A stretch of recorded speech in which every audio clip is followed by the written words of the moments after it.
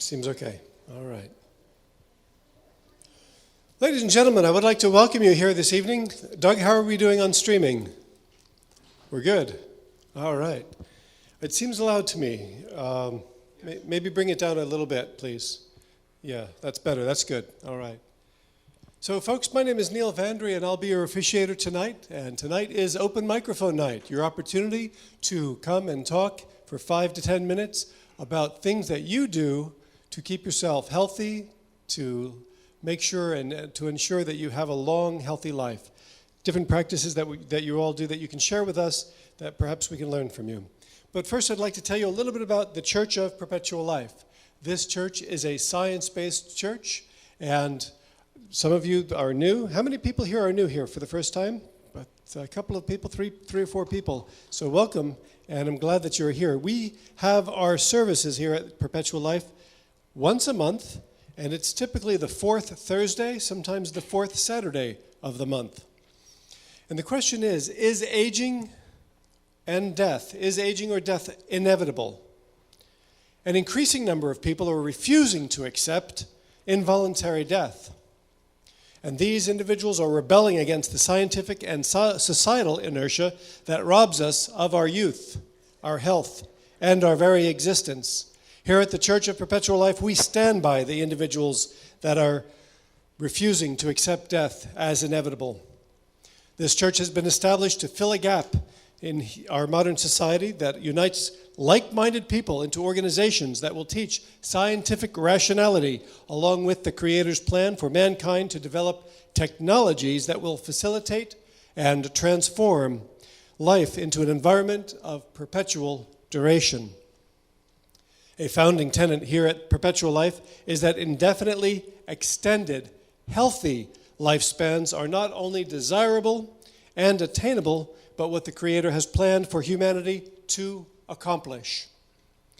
This church is a science-based church. This is not a Bible-based church. This is a science-based church, and we are open to people of all faiths and people of non-faiths. We are non-denominational, and we are non-judgmental. Our members may be Christian or Jewish, Buddhist, Hindu, atheist, agnostic. The thing that brings us together is that we are all looking for ways to have healthy, long lifespans, ultimately unlimited lifespans. We follow the prophet Nikolai Fedorov, and you can read a little bit about his ideas on our website. So I welcome you all here, and tonight is open microphone night. It will be the opportunity for people to come forward and speak a little bit and talk about your ideas that you would like to share with us. And I'd like to make note of a couple of things. We often have full dinners, and tonight we do not have that. Tonight we will have some snacks and drinks. Beginning again in September the 28th, we'll be back here. We have our services once a month, typically again the fourth Thursday. And after our events, we'll have a full dinner by our beautiful chef, Oshun, who will be preparing that for us next month. Tonight we have snacks and refreshments, and I hope you'll stay with us after our event tonight to continue on conversation on health and longevity. Okay, so again, our event next month is September the 28th. Also, we have the Library of Perpetual Life, and that's on this floor out here. And you're welcome to check out any of the books and hold it for a month or two if you'd like to read it, and then bring it back when you're done to another service coming up. Downstairs, we have what we call the cryonics table. We have another one right outside the foyer. And we have tables that will give you information about cryonics, and another table that's just full of free stuff. You can take brochures and information from that table, and you're welcome to put any of your information there as well. So that's the basics for tonight. Who would like to begin the event tonight? Who'd like to speak first? Over here, Jeff, come on up. All right. Jeff Shaw is an alternate on our board of directors, and he has prepared a little something tonight. Come on up, Jeff. I'm going to share this one with you, okay? That's all set. Let's check the sound for Jeff. Okay. Sound good? Everybody hear me okay? Okay. Yeah, I'm Jeff Shaw. I'm a school psychologist, full-time, a landlord, part-time. I've been coming to the Church of Perpetual Life pretty much since it opened. And my interest is spurred pretty much like everybody else, is that as I've gotten older, you know you're coming closer to your mortality, which hopefully not, but and your energy level and so on and so forth. And we've known people in the family, not in the family, but friends that have like passed away. Like we know somebody passed away from lung cancer, was only like 60 something years old, smoked for 30 years, and stuff like that. So you see people like that and you say, hey, I don't want that to happen to me. So anyway, yeah, I never used to do any health routines except the gym, but the past 4 years I've beefed everything up and I'm doing a lot of different things. So one of the things I do when I wake up first thing in the morning, I drink cold water with lemon, curcumin, and ginger, which is something I heard recommended on a YouTube video, 3 or 4 different places. Then I drink a green shake every morning. I put spinach or kale, coconut water, regular water, flaxseed, fiber powder, green vibrance powder, which has probiotics and various greens. I add curcumin. I add pepper to the curcumin because that increases the absorbability of the curcumin. Ginger, cinnamon, often mixed fruit or banana, and sometimes coconut oil. But the coconut oil, if it's cold, it tends to coagulate inside the thing, so I stopped doing that recently. Anyway, I take about 13 different supplements, not necessarily vitamins, but stuff like CoQ10, a small aspirin, a high omega-3 fish oil, vitamin C, a curcumin tablet, magnesium, a probiotic pill, approximately 12 or 13. And I got all these ideas from reading various different sources and watching a lot of YouTube videos. There's an awful lot of YouTube videos on health-related topics, and many of them are valid. Most of them are. And then another thing I do, I drink water with a teaspoon of baking soda to increase alkalinity in the body, because I've read several different articles talking about how disease can't thrive or can't exist in an alkaline environment. And so that's one of the things that you could do to alkalize your body, and just drink a little water with a teaspoon of baking soda in it. We also use only stevia. We don't use sugar, for anything. We still drink coffee, but we don't use any sugar. Sometimes I drink a small amount of apple cider vinegar with a little water, which is recommended from several sources. Apple cider vinegar is good for a lot of different things. Okay, and then we drink, on an empty stomach, we drink collagen every day. We mix it a powder. The highest potency collagen is one called NeoCell powder, and one little scoop has 6,000 milligrams. And they sell it in Whole Foods and Vitamin Shop. It's like $12 to $16. And I also take biotin every day, because both the biotin and the collagen are good for your hair, skin, and nails. But I found that you have to take a lot of the collagen, a high dose of collagen to really see any difference. And so one other thing that I take, and this is for to prevent hair loss, because everybody, your hair starts thinning when you get older, is finasteride, which a lot of people don't know what that is, but it's the generic equivalent of Propecia. And Propecia is the oral equivalent of Rogaine, the Rogaine that people put on their hair. But the doctors will prescribe Propecia if you don't want to be putting that stuff on your hair, and it has the same thing, does the same thing. But it's $90 a month. Insurance doesn't pay for it. So if you get finasteride, you can get it, generic, and you can get like a 3-month supply for $10, and you just cut the pills in 4 pieces, because it's supposed to be a 1 milligram dose. The finasteride comes only in 5 milligrams, so you cut it in 4 pieces, and you take one of those every day. So that helps, with hair. So anyway, I found that there's so many different recommendations for different things. It's impossible to do everything every day. So I just try to keep up a routine of doing most of the things, and keep up a pretty consistent routine with doing all these things. There's occasionally I'll miss a day or something, and I think it makes me feel better. I can't say all the time I feel wonderful, there's some days when you're just tired and stuff like that. But anyway, that's what I do. Thank you. Thank you, Jeff. Yeah. Thank you. Would you take questions? Yeah, oh, sure, yeah. Yes, sir. Go ahead, Don. wondering, because I kind of do what you do, most of the stuff that you mentioned, I try to do all the time, but like you say, you can't do everything. Yeah. And I was just reading yesterday an article online about I hope I'm saying this right, the chai seed, C-H-A-I. You ever heard of that? Chia seeds. Chia seeds. Yeah, and they're that's good. supposed to be a super antioxidant is. that you're supposed to take. I mean, they say you should take that every day. So I don't know if you wanted to add that to your regimen there. Yeah, I was thinking of buying some chia seed because I've read that various places. That's real good for you. Ben says Yeah. it's high in omega-3s.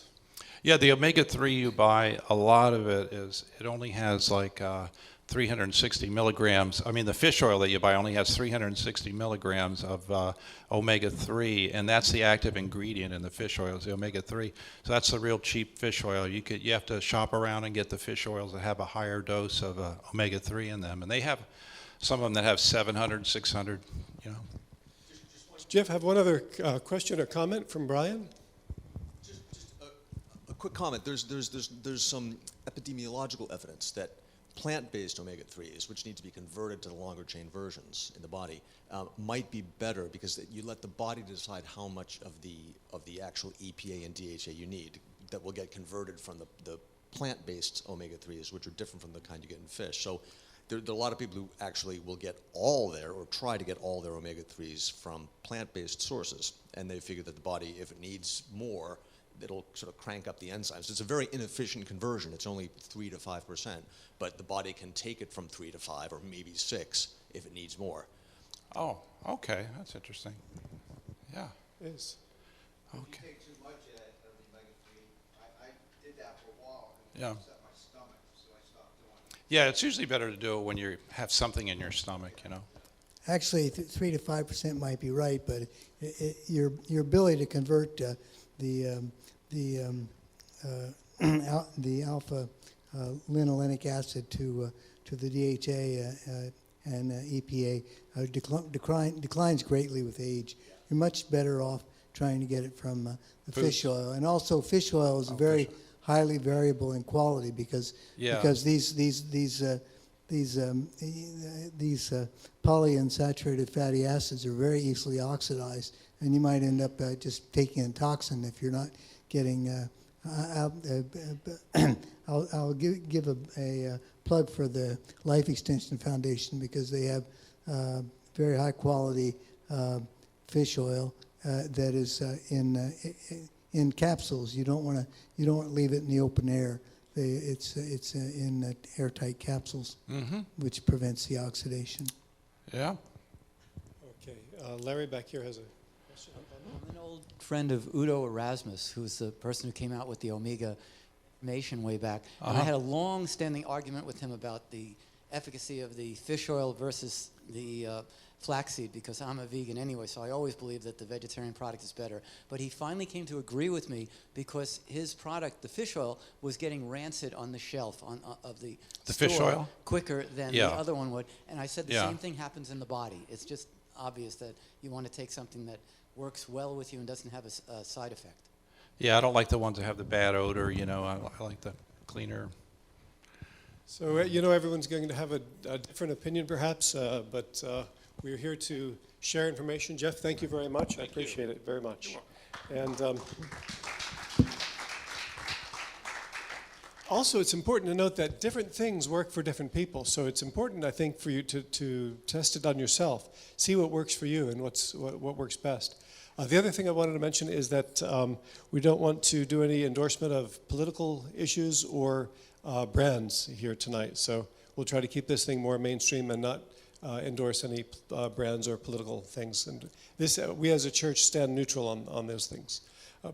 Brian, you want to come up? All right, come on up. So Brian has prepared something. I met Brian at the RADFest. The RADFest was just recent, and we had a great time there. Alex was there, Doug was there. Paul, where'd you go, Paul? You were there. There he is. And a number of you were here. Ben was there. We had a great time there. If you missed it, you missed a great thing. But they do have the event on. Come on up, Brian. And so it was good to meet Brian there. And he's got a talk he's going to give to you. And here he is, Brian. Thank you. Thank you. Hi, everyone. I'm Brian Delaney, or Brian Manning Delaney, as I've noted to a couple of the people.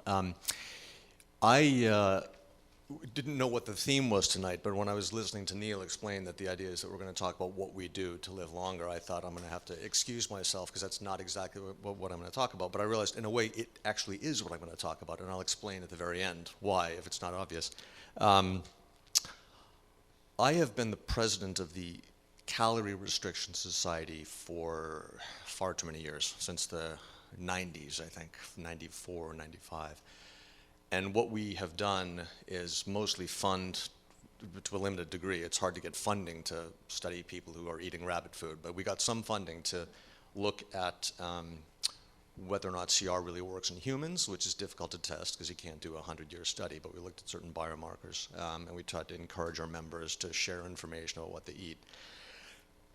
I have now decided, after speaking with Bill Falloon about his new project, the Society for the Rescue of Our Elders, that I'm going to more or less leave the CR Society behind and join Bill full-time plus, because I really believe in it tremendously. And there are two reasons, or really sort of sets of reasons, why I think it's such an important project. And let me first describe it a little bit. I think most of you probably at least have heard of it or know something about it.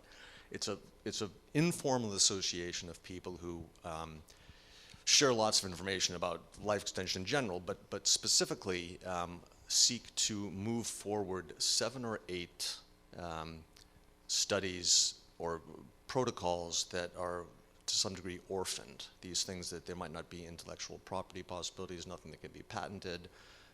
Efficacy in rodents has been shown, but they just aren't moving forward. So that's what I'm going to be joining Bill in doing. The reason that I think, one of the two reasons I think it's so important is that it's kind of, he underwent a sea change a couple of years ago, and he described it to me, and then I underwent the same sea change. Life extensionists often think of, I think it was Ray Kurzweil who coined this term of the 3 bridges to immortality, and starting from the most temporally distant, it's machine uploading and nanobots, which is a time frame of maybe 2045 to 2080, earlier if you're Ray Kurzweil. And then the bridge before that you need to get to that final bridge, is, you could summarize it as Aubrey and Sens, but it includes, of course, also academic research looking at the fundamental mechanisms of aging to try to develop ways of really intervening in a powerful way. And that time frame is something like maybe mid-2020s, a little bit earlier for the low-hanging fruit, up to 2040. Now, to get to that bridge, which you need to get to the ultimate bridge, most of us think supplements, exercise, diet. So we have these 3 bridges. There's stuff we can do right now, lifestyle, including supplements, diet, exercise. And that'll, with luck, if we are in good enough shape, get us to the mid-2020s when we get the beginning of the success of Aubrey's projects and related academic research, which gets us a couple decades further, which then brings us to machine uploading, if we are up for that. People at a church like this, I suppose, would be up for it. The sea change in my thinking is that there really is a distinct, separate bridge that is between the bridge of what we can do now that has minimal efficacy, like diet and exercise and supplements, and the next bridge, which is SENS. And that is this bridge that is perhaps available now, but just needs verification. And these are, it consists of the projects that Bill really wants to get funded under this project of the Society for the Rescue of Our Elders.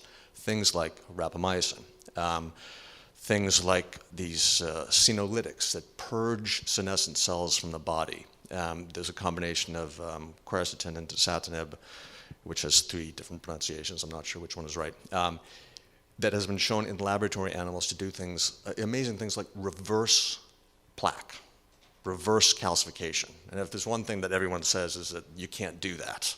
And it's been shown in rodents, at least 2 studies have shown this, and this is something I want for myself. I mean, I have a little bit of calcification. Mr. CR, I have calcification. It stunned me. So these are things that could be available in just a few months with a little bit of funding, which would be more efficacious than diet and exercise and supplements, and that would help people get to this other bridge constituted by SENS. Now, the second reason I think the Society for the Rescue of Our Elders is so important, I think I can best describe by way of an anecdote. I had been living in Europe for a long time, in Stockholm, and you don't see a lot of kids. I came back to the U.S. and I was driving, and I had this experience that I had forgotten, being behind an American school bus in the afternoon. And it struck me as so dramatic. This huge stop sign pops out, flashing red lights, traffic stopped in both directions. And then these precious children are discharged. And I thought, okay, fine. And, I waited. And then I drove along and I saw in the distance some sort of assisted living facility or independent living facility. And I think I saw a tiny little bit of a yellow warning sign that when I came closer realized it was a sign of two elderly people with canes trying to cross the street. And the shrubbery was covering it. And I thought that symbolized in this way, we love our children, they are precious as a resource, and they have tremendous potential. But the elderly have realized potential. And they are, and I just started thinking about my mom and my dad. My dad's in great shape. My mom really isn't. And this, not to negate the priority that we place on children, but our elders are precious. They bear this wisdom that they could transmit to the younger generations. And my mom can't wait for Abby de Grey to succeed. She's got probably about 2 years. And there are lots of other moms and dads and uncles and aunts and beloved professors and teachers. So that's the second reason that I think this project that Bill has started is so important, because the notion of rescuing my mom and lots of other people in her situation who are really too frail to exercise, they can take some supplements, she can't really change her diet, and are really just too old to wait for the dramatic changes that will begin happening in the mid-2020s. There are these orphaned studies out there that just need a little bit of funding to do small human clinical trials. And then we'll have verification to a significant degree of safety and efficacy. So what am I doing to increase my lifespan? Well, what I'm doing is joining Bill and trying to move these studies forward, because I'll be able to benefit as well, and I think all of us will. So, thank you. Any questions for Brian? Ben? Well, you said you're going to be devoting all the time you were spending on the CR Society doing this. What exactly will you be doing? And give some details. With Bill? Yeah. What will you be doing? My particular role? Yeah. The details of it have yet to be determined, but it's going to probably be a combination of fundraising, which is critical, maybe writing some PR articles, and trying to help come up with a panel of tests that will enable us to have some way of comparing these different protocols that we're testing.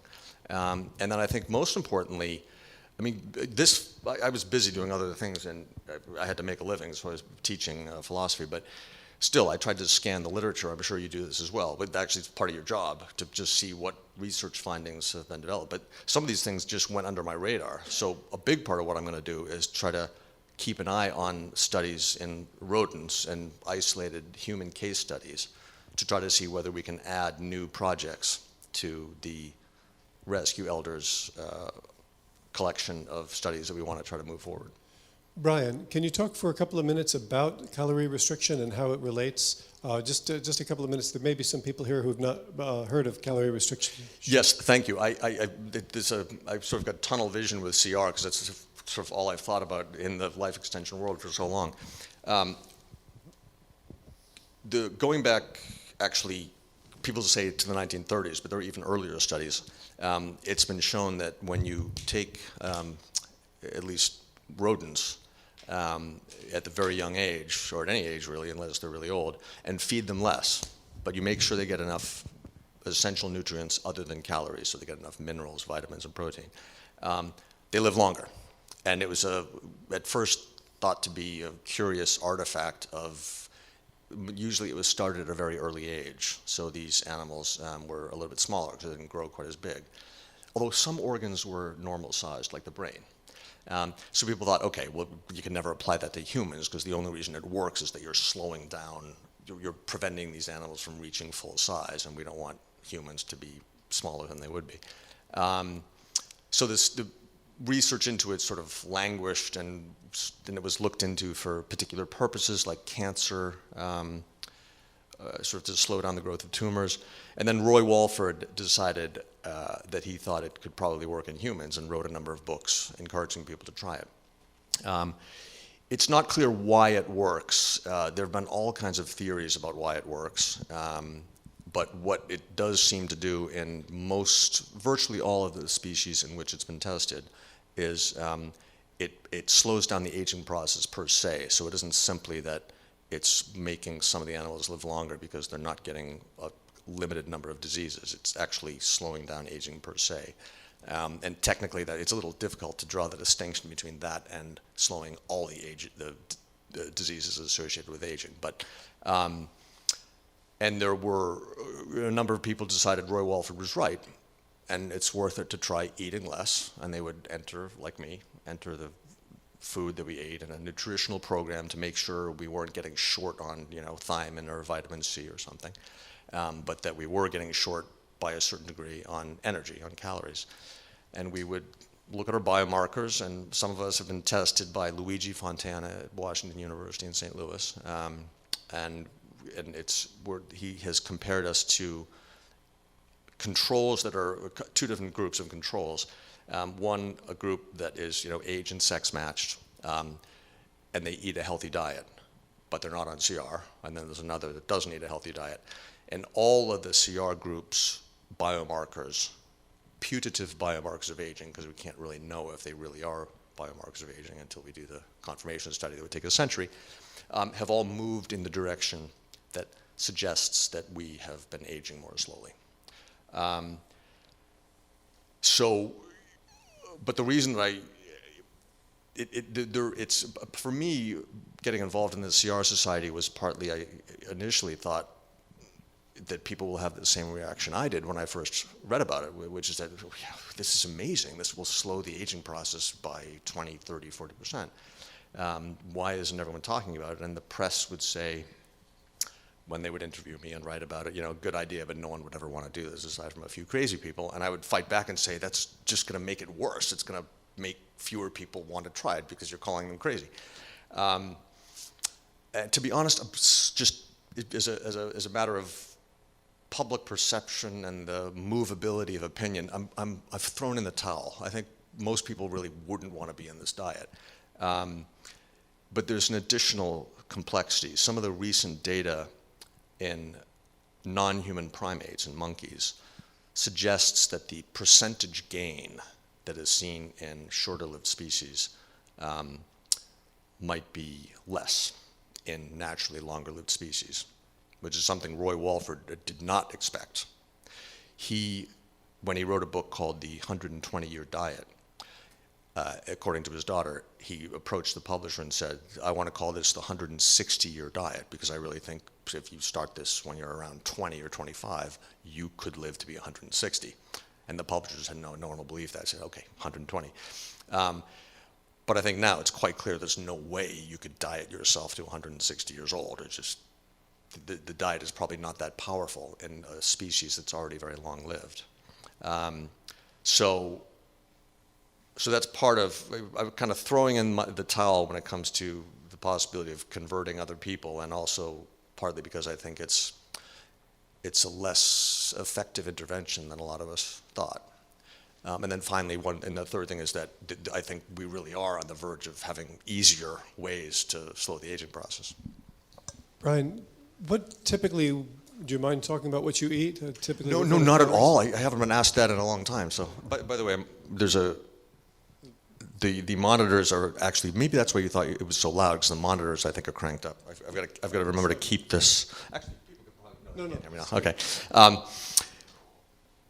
Well, first of all, I've gone sort of mostly off normal CR, but because I had surgery a year and a half ago, and it got messed up, so I had actually 3 surgeries, and so I needed to kind of regrow tissue. So being on CR in that state didn't seem like a wise idea.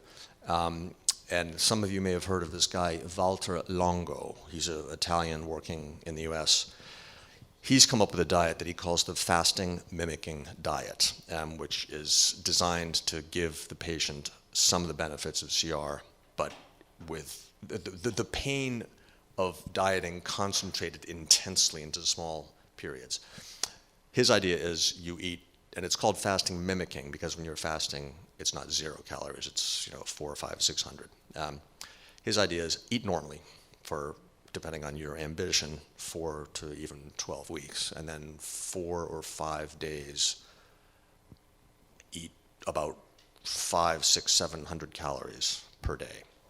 That's what I'm doing now, because I went off CR to recover from surgery and decided I was a little bit tired of CR. I was tired of being so skinny, being cold. I mean, there's some downsides to not having much testosterone. There are some downsides to CR. So what I'm eating, and then I also decided I wanted to try a really low-carb diet. So what I'm eating now, to answer your question, which is not what I ate for years, is a huge amount of nuts and vegetables, high-fiber vegetables. And unless I go out to a restaurant, that's pretty much it. So I'm getting about between 78 and 80% of my calories from fat. And it's mostly from the nuts, and then I have some high polyphenol olive oil. And then leafy greens, salads, arugula for the vegetables. If you do a little nutritional analysis, it turns out bell peppers and zucchinis actually have a lot of vitamins. It surprised me with especially the bell peppers. I thought it was just vitamin C. Yeah, that's it. So if people invite me over for dinner, I just say I'll bring my own food. But what I used to eat before this thing was just salad, fruit, nuts. Are you generally eating the vegetables raw or cooked? Everything raw. Everything raw. Yeah.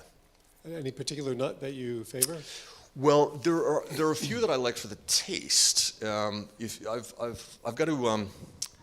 Now, if I had a PowerPoint, I could give the link. I did a spreadsheet with all reasonably healthy. I kind of ruled out the obviously bad ones like trans fats, but reasonably healthy fat sources that can be sorted by carbohydrate content, protein content, saturated fatty acids, and so forth.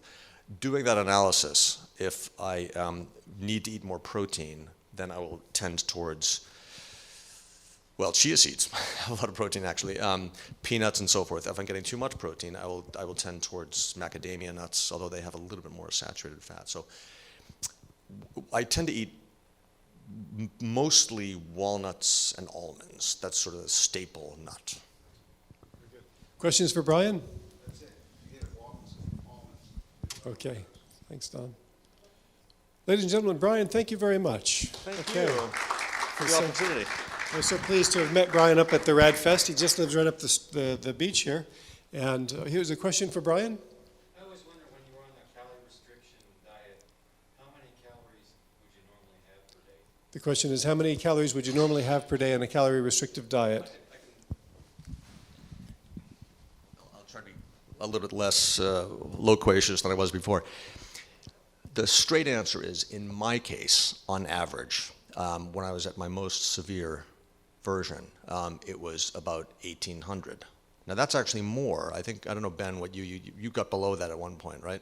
Yeah, I think, well, I've done a lot of things. When I was at RadFest, I fasted for 5.5 days.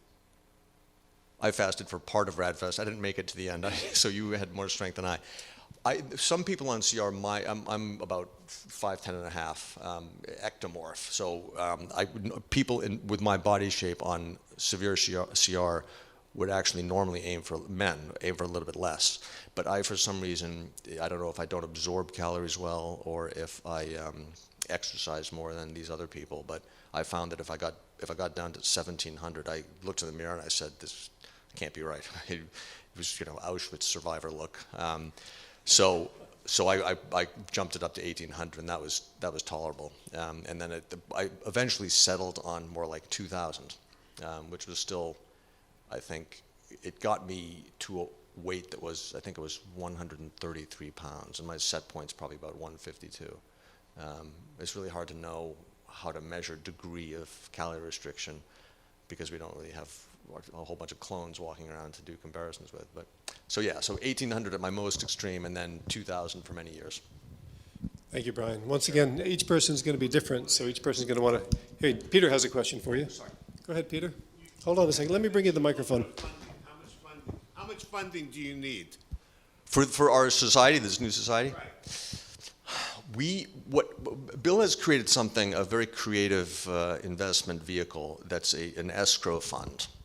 For that fund, and you can take your money out anytime, there's no commitment. He wants 10 million altogether. And then with that fund in place, it's sort of like, for him, he wants to have that sum so that he can then go to researchers and say, we can fund you if you want. And then he goes to the people who put the money into the escrow fund and says, do you agree?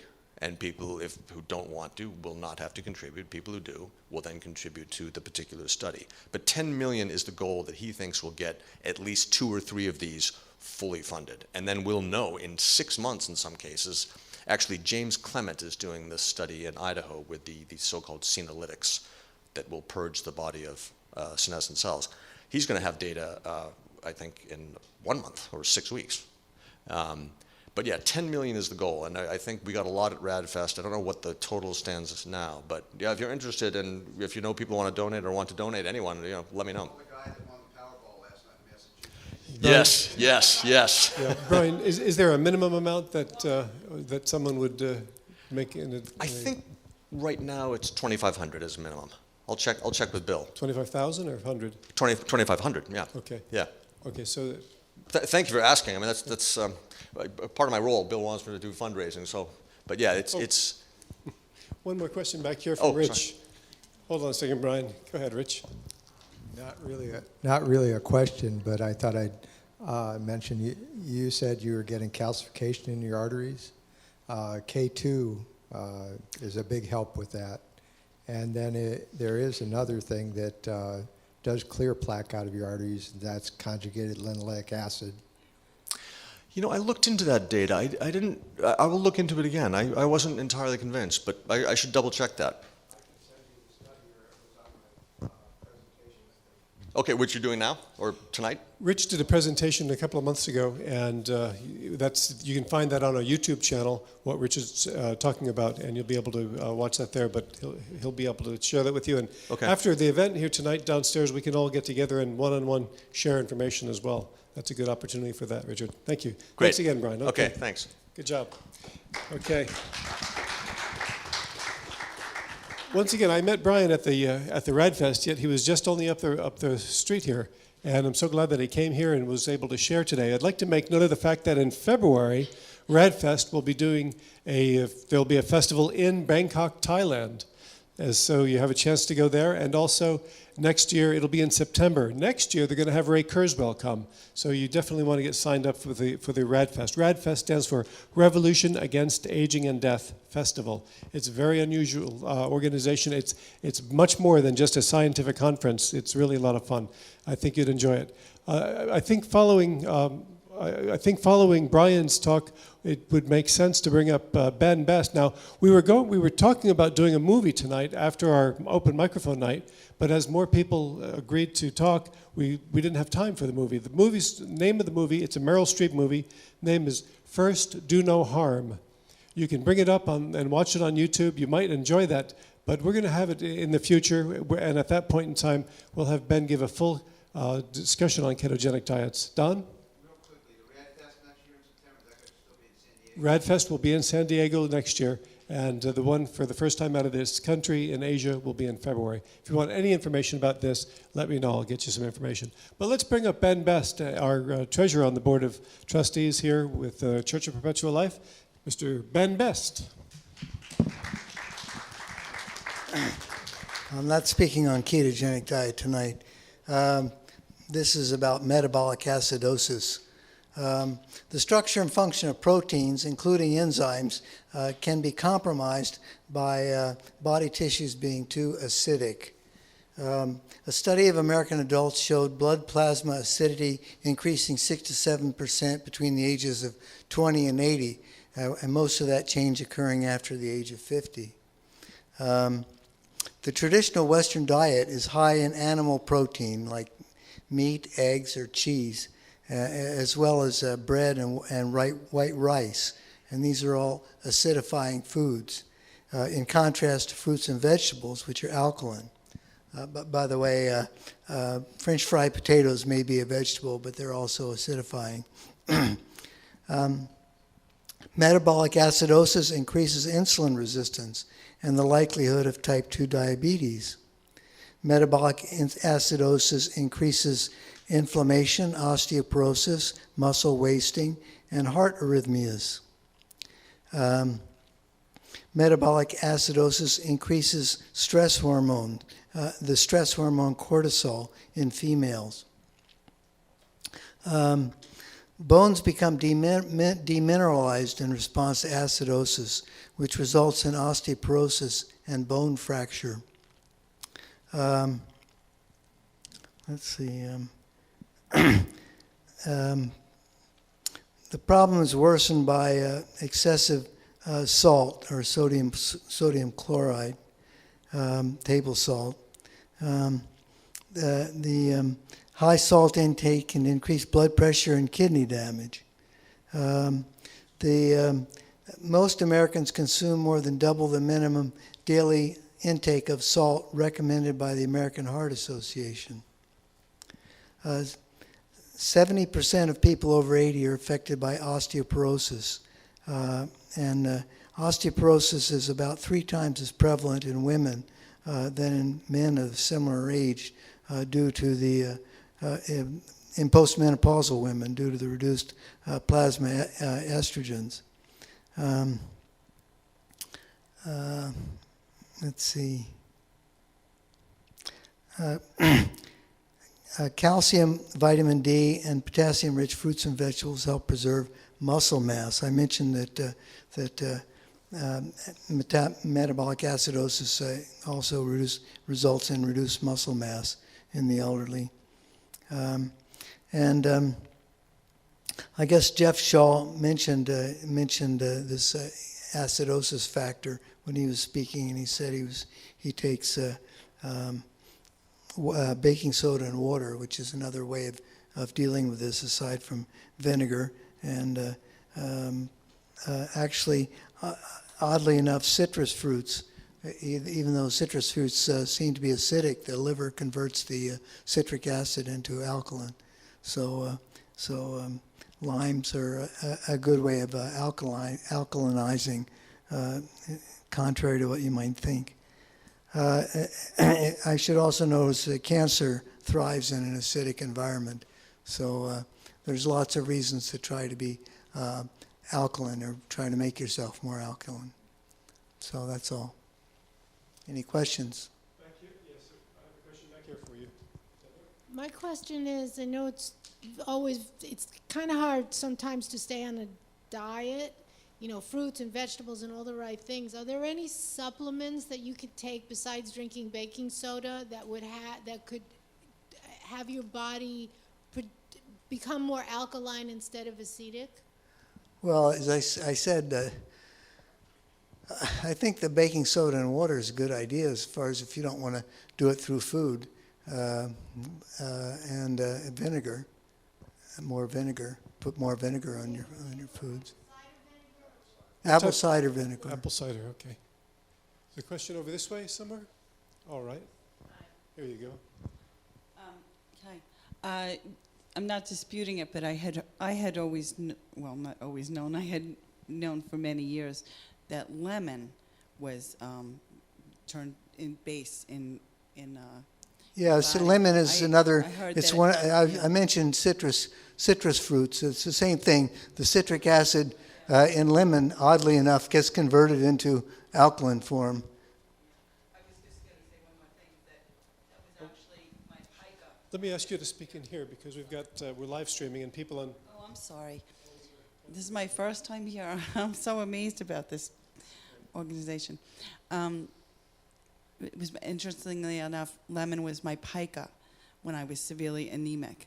That was what I needed. When pica is the abnormal craving of something, and lemon was, so I don't know if that's related. Maybe I needed more base as well.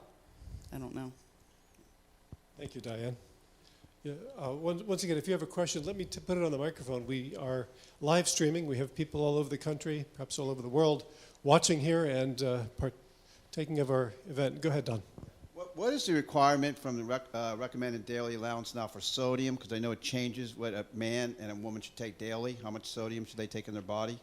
Because I know it changes quite often. I mean, the World Health Organization says 2 grams of sodium per day maximum, and most people, and across the world, most people get about 4 grams per day. Would there be any reason to believe that potassium bicarbonate would be less effective than sodium bicarbonate? There's some indication of that. I've been trying to pursue that. Actually, I also read a paper today about sodium potassium ratio. The kidney, part of the problem, part of the damage that the salt causes to your kidney and the acidity causes the kidney is that the kidneys, one of the kidney's function is to prevent a lot of acidosis accumulation, and the kidney excretes I guess it exchanges the hydrogen ions for the I can't remember whether it's sodium or potassium, but anyway, that's there's some studies recommending more potassium. Well, I mean, typically potassium chloride is an alternative, supposedly healthier alternative to table salt. Right. That would be as far as the potassium versus sodium is concerned. But in terms of getting something that would change the overall, that would mitigate metabolic acidosis, if you wanted to have a bicarbonate, it seems like if the potassium bicarbonate would be as effective in that role. To tell the truth, just a couple days ago, I ordered some sodium bicarbonate on Amazon, and then I came across this paper, and so I've just ordered some potassium bicarbonate on Amazon. It'll be arriving tomorrow. I've been now using. I have a potassium chloride. Just tastes too off to me, so I mix it with normal salt at about a sort of 6-to-4 ratio potassium to sodium, and then I have leg cramps, so I like to have some electrolytes before I go to bed. But potassium chloride is really hard to leave in your stomach, so I use the potassium bicarbonate as a source of potassium before I go to bed, and that seems to work better for my stomach, for what it's worth. All right, so it's less hard on your stomach, and it's also more palatable, is what you're saying. Thank you, Brian. Any other question for Ben? Ladies and gentlemen, Ben Best, thank you for your input. Appreciate it. Okay. Who would like to come up next? Go ahead, Jeff. Is Doug there? Jeff, hold on one moment, because we've got a PowerPoint for you, and Doug is not at the AV booth. He's taking care of something else. I'm going to need to bring you up in a momentarily. Yeah, no, it's not queued up yet. So let me instead call on Larry. Are you ready to talk? Let's bring up Larry Lustbader. All right, Larry.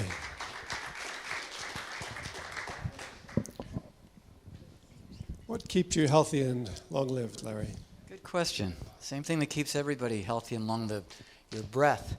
And if everybody gave a little attention to it and a little respect and enjoyed it a little more, out of all the enjoyments we have, we think of media, we think of telephone and television, and most Americans spend about 8 hours a day up to that. If they spent 8 seconds a day, 8 minutes, or any amount of time at all looking at that source of their existence, they'd be feeling a whole lot better in every way. So I think it's a matter of simplifying instead of complicating. At one time, people didn't have a lot of chemicals, even vitamins, minerals, but they had their bodies, they had their biochemicals, they had their ability to feel happy, which triggers in your body chemicals that you couldn't even begin to synthesize in a million laboratories in a million years. So I think people should give themselves a little more credit that being alive, you have more potential than, and as far as fighting, that breath comes in and it's fighting death every second for you. So it's doing all the work for you. It's making you alive. It's making it possible for you to feel good. And yet we're not cooperating with it. We're not working with it. So whenever I get a chance to talk to doctors, whether they're traditional doctors or alternative doctors, I tell them to tell their patients do everything they can do conducive to their breathing. Don't do anything detrimental that doesn't facilitate breathing, like smoking, obvious things like that. But try to find everything that you can do that makes you breathe better, that your breath is doing so much for you. Do a little bit reciprocally for your breath, whether it's massage, whether it's exercise, whether it's nutrition, whether it's just relaxing and enjoying the miracle that's going on and realizing that you're a part of that miracle. The breath is making this inert matter that into something living. We think of transformation. We think of Jesus being resurrected from death. The matter in you is being resurrected from death with every breath that comes in. It's being made to come alive. The food you eat is inert matter when it goes in. Then it becomes living flesh, living blood. That's an amazing miracle going on. And we think of miracles when we go into a church and we go in on special occasions and we think of a special person who had a special incident. But we don't think of ourselves every moment. So I would hope that everybody just takes a moment now to see the miracle that's going on in their life, that is their life, and let it be profound. Let it expand itself. Let it dance and sing through you. Let the life force direct you as to what to say, what to do. I didn't have any idea what I was going to talk about tonight. I had a million possibilities, but really I just wanted to express my gratitude for being alive. I'm glad to be in such good company of people who also are enjoying their life and trying to perpetuate it as much as possible. And I'm saying that everybody give yourself a big cheer and keep up the good work, whatever you're doing. Thank you. Thank you, Larry. Let's see if there's any questions for you. Oh, yeah. Any questions for Larry? I have one, actually. I could just say one thing when you said, Larry. So about Hold on, Don. Let me Yeah. bring you the mic so that people on live stream can hear. You talk about the breathing through different techniques and all that, but one thing I think you got to mention is living here in Florida, we don't have to deal with the pollution. So you could do a lot of breathing like outside as opposed to being up north where you're breathing in all the bad pollutants and stuff. But I think living here in Florida would be very good for us. I'm not an adherent of breathing techniques. I think the best technique is to enjoy it. But I agree with you because I used to walk around New York every day, and then I read years later that was the equivalent of smoking 5 packs of cigarettes. So we are very fortunate that we've made one step in the right direction. We're here where the breathing is a little easier. So keep up the good work. Thank you, Larry. Thank you very much. All right. As I've mentioned a couple of times, we are live streaming this event. After the event and tomorrow morning, if you want to watch and hear again all of the comments and suggestions and ideas here tonight, you can go right to our YouTube channel. If you go to the website, click on the YouTube channel, you'll see the live stream from tonight. Let's bring up Jeff now. Jeff, we're ready for you to give his PowerPoint. He's been preparing since last month. And why? I keep calling it Qigong, but it's Qigong. So welcome up here, Jeff. Good evening. Let me tell you who I am. One thing that's not up there, I was a senior engineer at IBM for several years, and we had special training on PowerPoint. And one of the things they told us never to do is to read the PowerPoint to the audience, because that's kind of insulting. So I won't read what's up there. I will add stuff to that, such as the fact that I was an engineer at IBM. My genetics behind me, I'm 69 and a half years old. Most of the people on my father's side of the family died in their mid to late 50s. 1 or 2 made it to 60. And I had a heart attack when I was 46 years old and a quintuple bypass. So the genetics weren't too good. Actually, it was 5 years after my father had his last heart attack, and 4 years and 1 day after my mother had a heart attack. So after my mother had a heart attack, I became a vegetarian. And I had a heart attack, and my cardiologist said, "You got to stop eating meat." So I changed cardiologists. He said Stop. Yes. And so we're going to talk a little bit, what is Qigong, what are its benefits, and who can do it. The way they know that Qigong is 7,000 years old is they have found cave drawings and carvings on a turtle shell of some of the forms that are still being taught today. One of the forms is called Ba Duan Jin, or the 8-section brocade, or the 8 pieces of brocade. Those forms, which I teach, are on the turtle shell and in the cave drawings, and they're able to carbon date them so that they have the age of this. The only problem is there are 18 forms on the turtle shell and on the cave. We've lost 10 of them because if you see that, you don't know what all the movements around it are. But if you see one particular movement, which is white crane, when you see the little hand up here and the leg up, then you can tell if you know what they're doing today. That's the same white crane. Okay. Aha. A lot of people do Tai Chi for their health. There was a study done in China, and the government told the people that they wanted to show that Tai Chi made you live longer. And in China, when the government tells you to get results on a certain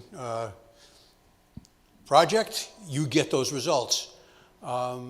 It turns out that the people who did this test were really honest and went against the will of the government, and found out that the people who do a different martial art called Bagua Tsang actually seem to outlive everybody.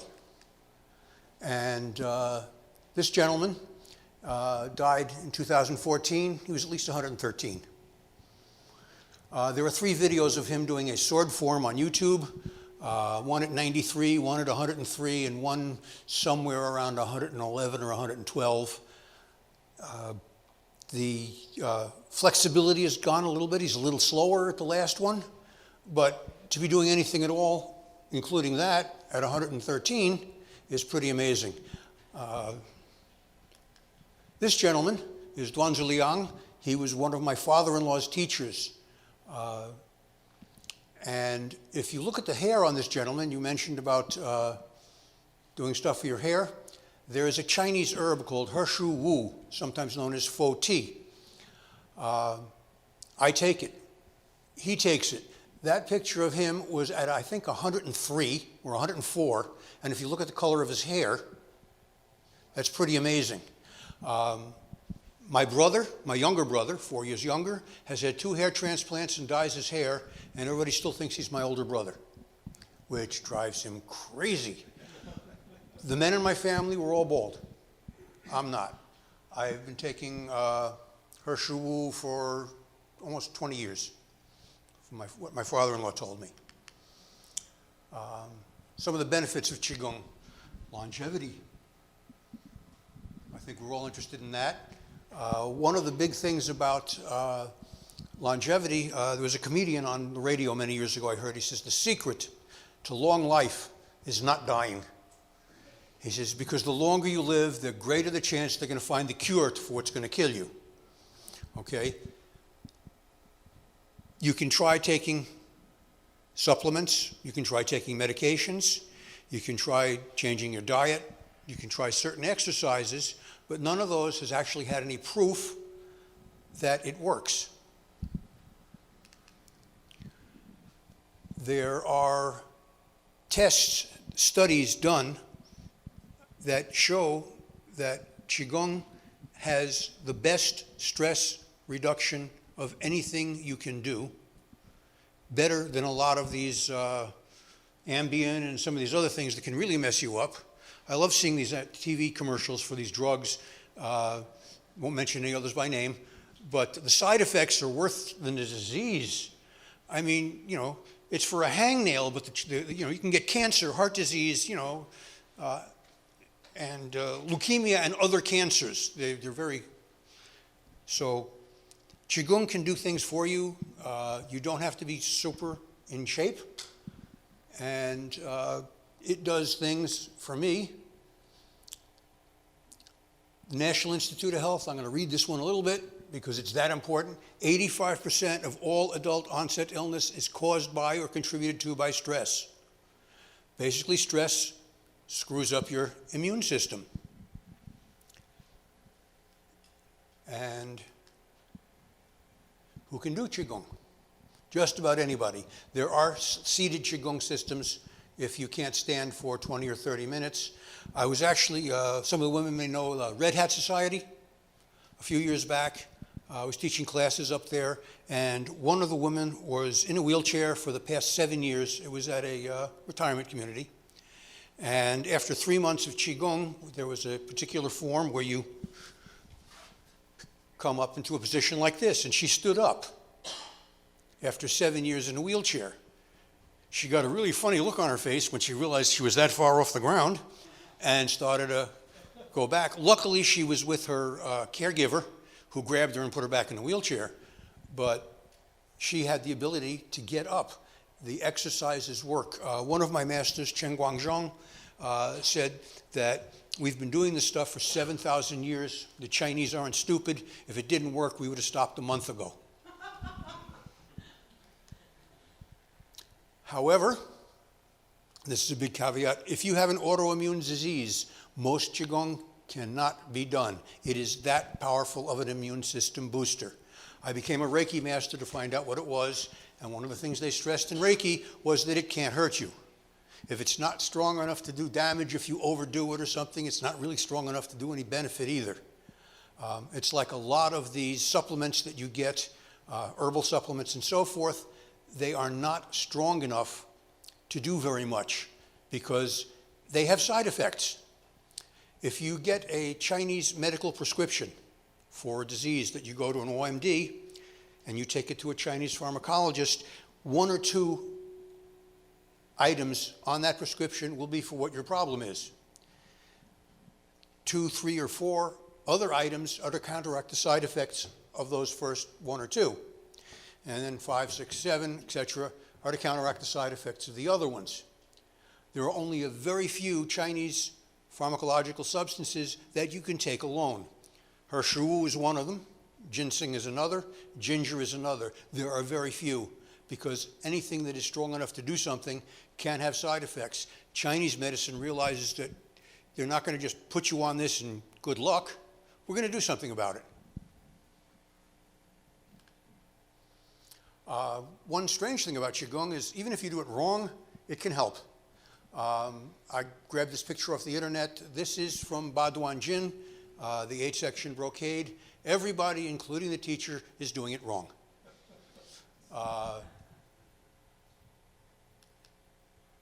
So the question I have is, would anybody be interested in having Qigong classes here? Okay, show your hand so Neil can see. Okay. That's my business card. You can take out your cell phones and take a picture of it, or you can ask me for a card. I also teach self-defense. I don't teach the fighting part of self-defense. Keep it up there. Keep it up there. Okay.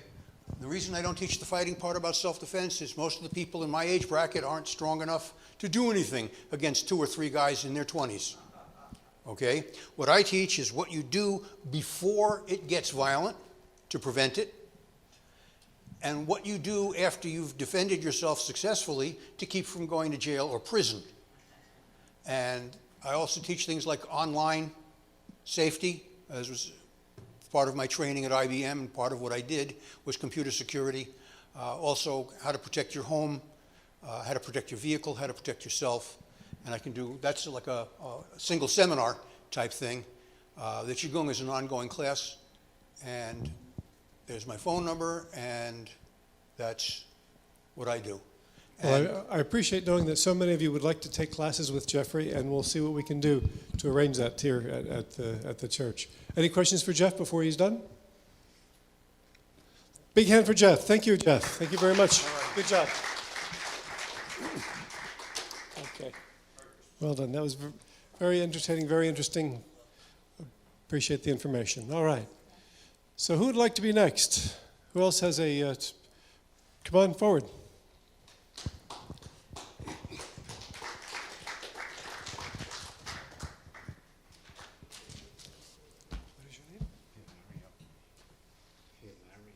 Hilario, okay, here you go. Good, you got it. Yes, my name is Hilario. I'm from Dominican Republic. And I'm going to just introduce what happened to me more or less in my life. I've been meditating most of my life, but I just wanted to introduce you more to what I found out to complement what he just presented, that stress is the #1 killer. I've been doing personal training most of my life, and I feel like, I'm pretty good for 60. So the main thing is balance. The main thing is to have just your life organized. Don't let one thing just kill you. Maybe if it's going to attack you, let it attack from different angles so you could defend yourself. But I wanted to introduce you to Pyrrha Lodgin. Anybody has heard of Pyrrha Lodgin? It's a Chinese word that means tapping and stretching, like he was just showing. You do it together. It's if you go on YouTube, as the first gentleman was saying, YouTube has a lot of information on self-healing. So this is about self-healing yourself. Your body's supposed to self-heal. You're supposed to be your own doctor. You're supposed to know how to heal yourself. So Pyrrha Lodgin, you spell it P-A-I-D-A. It's a Chinese word for tapping. And stretching is L-A-J-I-N, if you want to write it down. Or just go to YouTube, Pyrrha Lodgin, Dr. Han-Chi Chow. It's a Chinese name. Han-Chi Chow, H-O-N-C-H-I. Chow is X-I-A-A-O, or X-I-A-O. So it will help you just to heal. For me, I'm going to show you, it just happened in 20 minutes. I had lower back, I had bad knees from playing basketball all my life, from lifting a lot of weights, from running marathons. And in 20 minutes, it was gone. My high cholesterol, I had high cholesterol, high blood pressure, prostate enlargement, and that was gone in 20 minutes. So just look it up, see if it helps, and then, but if you want, I could do a class later on, one by one, or whatever. You tell me what you have, and I'll tell you what technique to use. But acid reflux, it's like 10 of them. Acid reflux, just tap hard, like people say, oh, it hurts. Well, you need to tap to create the immune system to heal itself. So if you increase your immune system, whatever you have, whether it's loss of hair, diabetes, insulin, high cholesterol, low blood pressure, whatever, if you increase your immune system, it's gone. Yeah? If you increase your immune system, the body's supposed to find out what it has in deficiency and heal itself. It's not like you're a scientist or anything like that. You don't have to be a sinner or saved or anything. It's just your body is supposed to be complementary to yourself, for others, but especially for yourself. So like Larry, I was saying, I've had that technique of just breathing and relaxing. You need to enjoy life, Everything, you can't be a victim of your life. So I've been meditating for 40 years, and that's really helped me to find the balance. Because you can't be too depressed, too happy all the time. People are like, they put you on a stretcher and take you. So you need to have some kind of physical being on this earth, If it was my choice, I live in the mountains, but my wife would say no. So. Okay. So anyway, I could give you a class, just one-on-one or a group downstairs or after the class, after here. No, I don't do that. It's just for me, as he said, that anybody has a way of. YouTube, Pyrrha Lodgin, P-A-I-D-A. It's a word, 2 words, Pyrrha Lodgin. But I'll show it to you, write it down for you if you like. Which videos? It's a lot of seminars, but there's a video that he shows all the techniques like in 10 minutes. And you could learn losing weight, whatever it is. So. Hilarious and hilarious. Hilario, thank you very much. Is there a question? Wait, one more thing before the questions. The way it works is because I'm not into much of the philosophy. If it works, it's good. That's good for me. It's endocrine glands. It works through your endocrine glands. And I looked this up because I didn't know what that was either. But the endocrine glands, glands of the endocrine system that secrete their products, hormones directly into the blood rather than through a duct. The major glands of the endocrine system include the pineal gland, pituitary gland, pancreas, ovaries, testes, thyroid gland, parathyroid gland, hypothalamus, and adrenal glands. But you could just look it up in Google and just endocrine glands, and that's how that works. It cleans you out, detoxifies you, and then it increases your immune system so you could heal. Okay. So questions? Was there a question? Alex. Go ahead. It's a therapy you do on yourself? Yeah, I'll show you it if you want it because it's like 20 techniques, but you tell me what you have and I'll show you where to tap. Could you demonstrate just briefly Sure. like one You want simple to hold this? technique? Sure. So Hilario is going to do a demonstration. The major problem that I had was acid reflux. Oh, I got it. You wanna hold it? So I can show you. No, I need to show them. So I can't hold it. So the main thing that I had was acid reflux. I had that for 3 years. And I tried all the vegetables, almonds, diet. I just had it all day. I drank water. I started burping, acid reflux. So I went to different doctors. They say, oh, your throat, your lungs is too, short and something else and whatever. So after 3 years, when I found this, it took 10 minutes and it just went away. So you started peeing, detoxifying, and I eat everything now, pizza. So show us again how you do it. So acid reflux, the one I had was just tapping the top of your hands, and you increase circulation, and tapping on the other one, because I always do it together, So anybody has hip problems, you go to the hip, the bone. You got to hit the bone. Okay? So do that for 20 minutes. Here's for the heart. High blood pressure.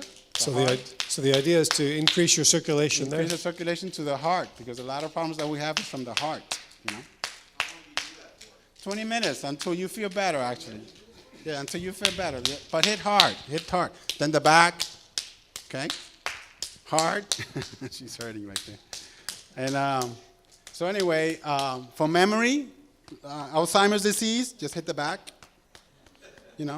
Increase the hair, you hit the top, the ears. For some people, that's their testimony that their hair grew. But for me, it's like still white. So, the pineal gland, There's another technique that I didn't get into, but it's, I think, EFT. Maybe somebody else have heard of it. And you tap the corners, because of stress. I didn't do that one, but that's another one. And just for the stomach, acid reflux, when you eat something, you feel bloated, just hit the sides, and the gas comes out, and then, you kind of. And then what else? Prostate, just hit the sides, the knees, the side of the knee for the back, So that's what it worked for me. Question is for diabetes. Just tap all over the body so you could get a circulation and your immune system goes up. That's the main thing. Your immune system should be up. It should not be from food and stress and everything keeping you down. You need to increase your focus. Like when it happened to me, I didn't sleep for 3 days, and I lost 5 pounds. That's what happened to me. That's how I got detoxified, because it was so strong. So it will focus you. You give you more energy. This might sound kind of silly to Yeah. you, but what about one of those inversion tables when you hang upside down? It's whatever works for you. It was just, reason came because I'm not a doctor. It's just, if that works for you, increase. No, I'm asking you because that increases. Oh yeah, that would work. Yeah, that works. Donna's talking about an inversion table where you're hanging upside down. But I'm introducing you guys to Pyrrha Lodgin if you like. This is YouTube. I go downstairs. I'll let you. I'll just say, it reminds me of the analogy that our bodies are like machines. A lot of times when machines are broken, it just needs a few hard taps to fix it. No, that's the truth. That's good. But our bodies are asleep from so much stuff, and we need to wake it up. I used to have Achilles tendonitis from playing basketball, and I went to my friend. He does shoes. So he told me, Hilario, what heals you is not my shoes or the tubs or massages. He says it's the shock of the water hitting it. The shock against the body, against the water. So it comes from that. You need to shock your body so you could wake up, because your body's killing itself.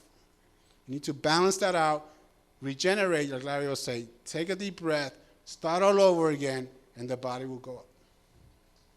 Thank you, Hilario. Very good job. All right. Well done. Who would like to be next?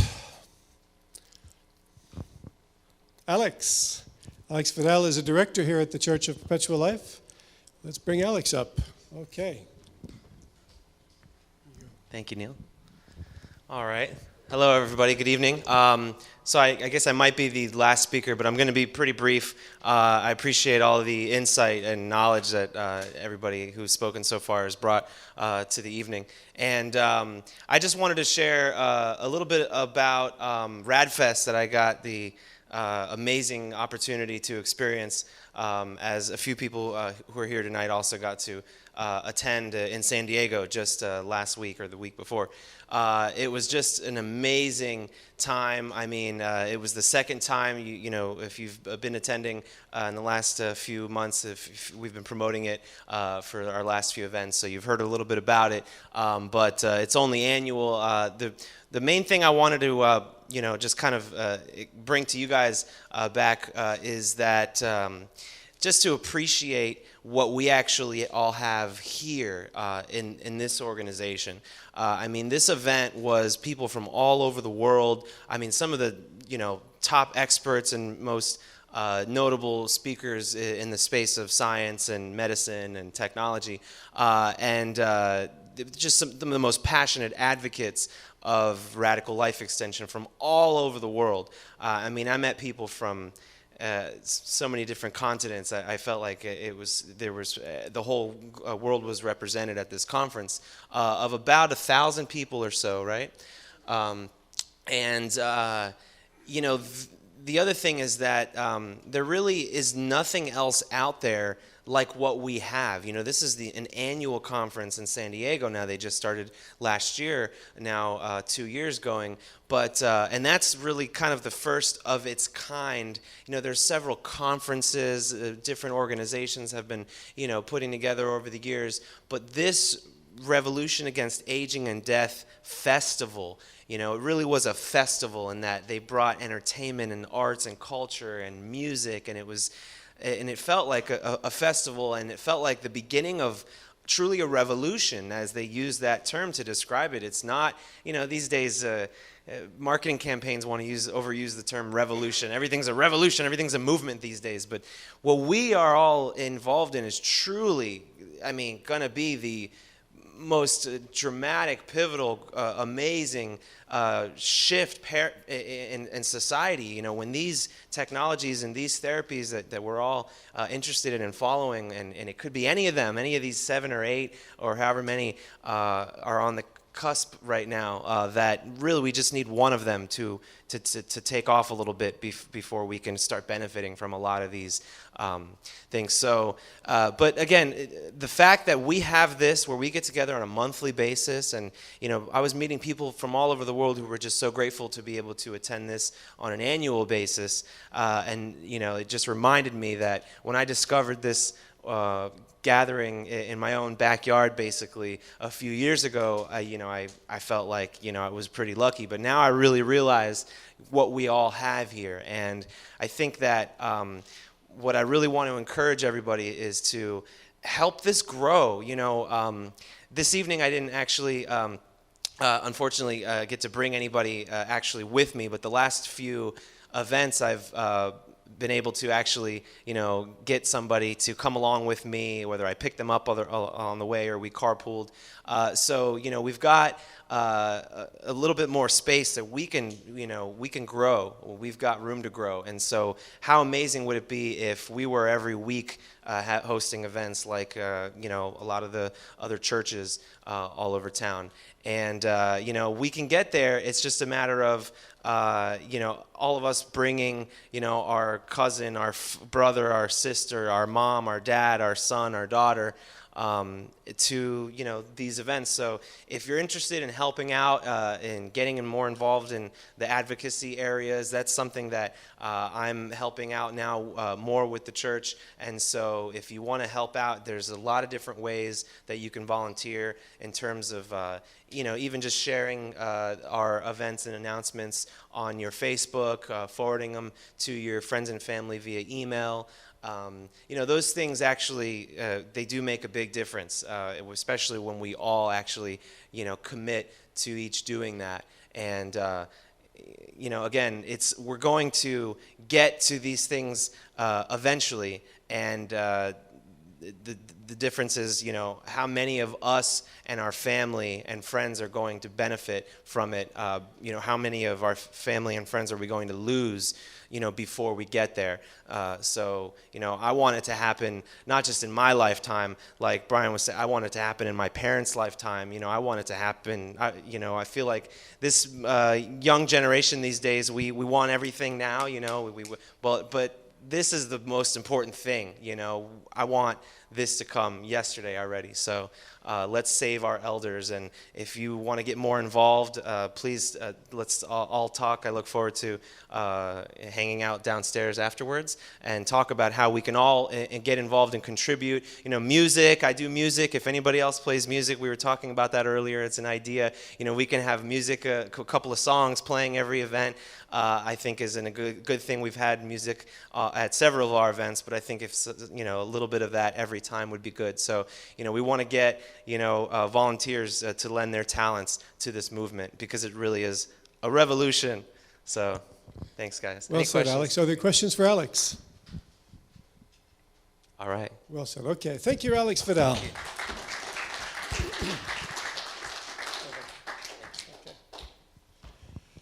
All right. Did I miss anyone? Was there anyone else that wanted to talk this evening?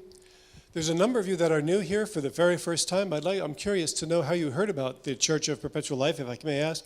How many people received an email for the event tonight? Did you get an email from me? All right. Maybe you saw this on Facebook or Meetup online? There. Perhaps you heard about it from somebody who's attending tonight? Okay. Anything else? What did I miss? Well, I'm glad that you're here, and I hope that you'll come back again next month. Next month we'll be here on September 28th, the fourth Thursday of September, and you're welcome to bring a friend along. Again, as I mentioned, next month we'll have a full dinner. Tonight we just have snacks and refreshments, but I invite you to come downstairs and continue the conversation we've had tonight on health and longevity and see how we can bridge the gap into an unlimited future. Thank you for coming tonight.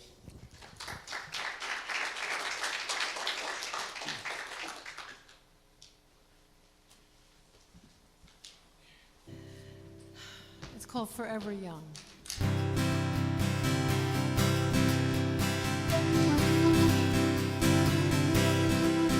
May the good Lord be with you down every road you roam.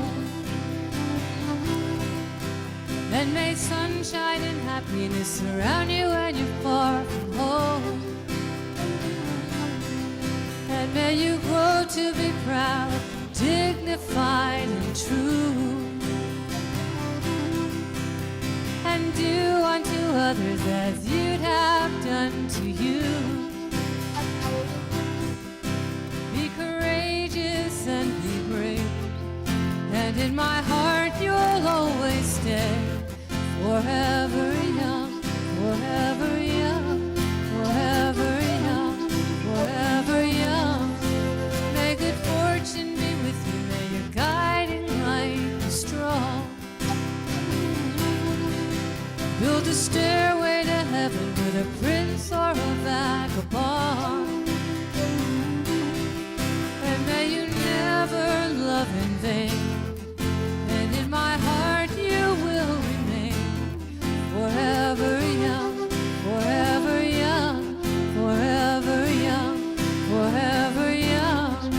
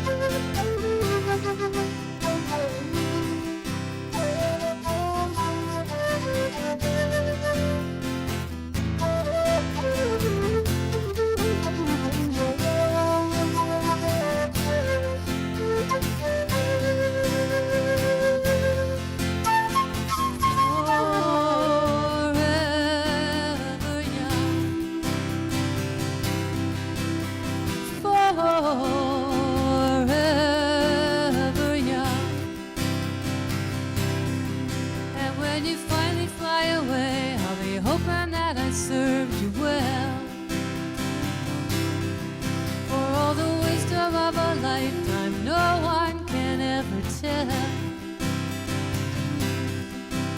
But whatever road you choose, I'm right behind you.